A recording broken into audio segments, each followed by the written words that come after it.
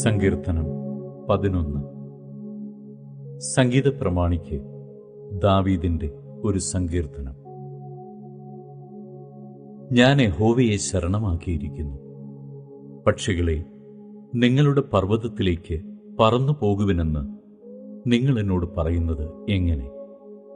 ഇതാ, ദുഷ്ടന്മാർ ഹൃദയപരമാർത്ഥികളെ ഇരുട്ടത്ത് എയ്യേണ്ടതിന് വില്ല് കുലച്ച് അസ്ത്രം ഞാണിന്മേൽ തൊടുക്കുന്നു.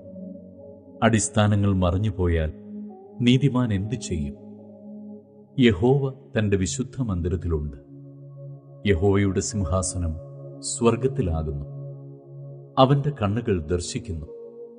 അവന്റെ കൺപോളകൾ മനുഷ്യപുത്രന്മാരെ ശോധന ചെയ്യുന്നു. യഹോവ നീതിമാനെ ശോധന ചെയ്യുന്നു. ദുഷ്ടനെയും സാഹസപ്രിയനെയും അവന്റെ ഉള്ളം വെറുക്കുന്നു. ദുഷ്ടന്മാരുടെ മേൽ അവൻ കെണികളെ വർഷിപ്പിക്കും. തീയും ഗന്ധകവും ഉഷ്ണക്കാറ്റും അവരുടെ പാനപാത്രത്തിലെ ഓഹരിയായിരിക്കും.